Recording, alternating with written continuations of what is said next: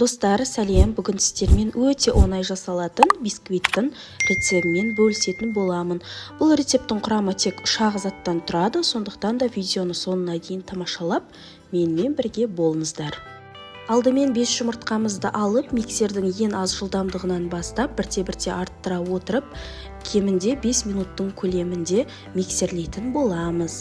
Содан кейін барып, қантымызды бірте-бірте қоса отырып, тағы да 5 минуттың көлемінде, яғни әппақ болып көпіргенше миксерлейміз.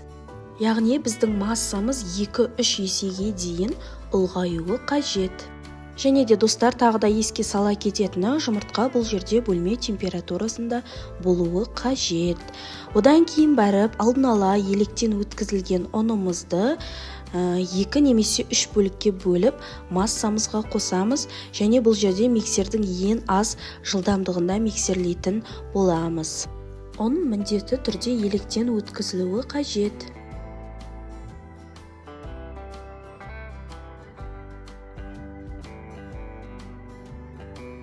Ұнымызды салғаннан кейін тек аз уақыт қана миксерлейміз, және лопатканың көмегімен жоғарыдан төмен қарай ешқандай түйіршік қалмағанға дейін араластырамыз. Массамызды 24 немесе өздеріңіз қалаған формаға салып орналастырамыз. Бисквитті 160 градуста 45-1 сағаттың аралығында пісіретін боламыз.